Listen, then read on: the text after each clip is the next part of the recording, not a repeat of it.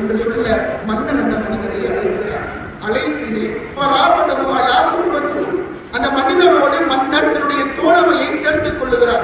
அந்த மனிதரோடு அந்த மனிதர் தன்னுடைய சகவாசத்தை அமைத்துக் கொள்கிறார். ஒரு சூழ் பாபகு மன்னரினுடைய அந்த அறைக்குள்ளால் கூட அந்த மனிதரை அனுமதிக்கிறார். இப்படிலாம் இருக்கிறப்போ அந்த அடியார், அந்த ஆவி, அந்த வணக்கசாலி அந்த மன்னர் கேட்டாரா, ஹசனன் நீங்க சொன்னது எல்லாம் மிகவும் அழகானது, நீங்கள் எனக்கு செய்யும் உபகாரம் எல்லாம் மிகவும் உன்னதமானதுதான், இதை எல்லாம் நான் ஏற்றுக்கொள்கிறேன். வலாக்கின் லவ் அன்னக தகல்த யௌமன் ஃபீ பைத்திக வவஜத்தனி அல்அபு மஅ ஜாரியத்திக மாதா குன்து ஃபாயில்.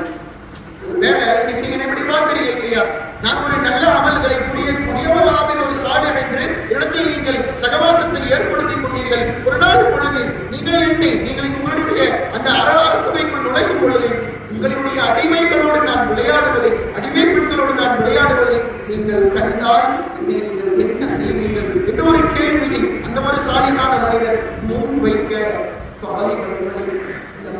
இந்த அரசர் கோபம் அடைந்தார். இந்த மன்னர் சொன்னார், யா ஃபாஜிர், ஓ பாவியே, என்னுடைய அரசவைக்குள்ளேயே வந்துவிட்டு என்னை போன்ற விஷயத்தை நீயும் செய்வாயா என்ற கோபத்தில் மன்னனுடைய வார்த்தைகள் வெளிப்பட, மன்னர் ஆக்ரோஷத்தில் அவருடைய வார்த்தையை வெளிப்படுத்த இந்த ஆவி, அந்த சாலிஹ், அந்த நல்லடியாருடைய கூட்டத்தில் சேர்ந்த ஒரு மனிதர் சொன்னார், எனக்கு ஒரு ரப்பு இருக்கிறான், அவன் சங்கையானவன். அவன் எப்படிப்பட்டவன் தெரியுமா? ஒரு நாள் பொழுதில் என்னிடத்தில் என்னுடைய ரப்பான அல்லாஹ் 70 பாவங்களை பார்த்தாலும் கூட அவன் மீது பாவப்பட மாட்டான்.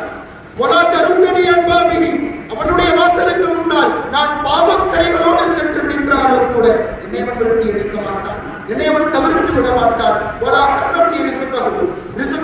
என்னுடைய ரிசுக்கை அவன் ஒருபோதும் பெறாமாக்க மாட்டான், எனக்கு கொடுக்கக்கூடிய உணவை அவன் ஒருபோதும் தடை செய்ய மாட்டான்.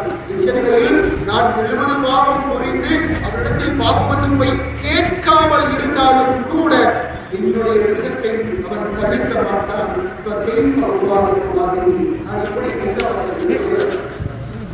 நான் இப்படி உங்களுடைய வாயிலுக்கு முன்னால் வந்து நிற்பது வாரிசமல் மாதம் நீங்களோ என் மீது கோபப்படுகிறீர்கள், நினைக்கும் நான் உங்களிடத்தில் இப்படி ஒரு விஷயத்தை நான் செய்தால் என்ன செய்வீர்கள் என்றுதான் கேட்டேனே தவிர அந்த பாவத்தை செய்யவில்லை. அப்படி இருக்கும் பொழுது இடத்தில் நீங்கள் கோபப்பட்டால் இந்த விஷயத்திற்கே கோபப்படக்கூடிய உங்களை நாடி நான் வருவதா?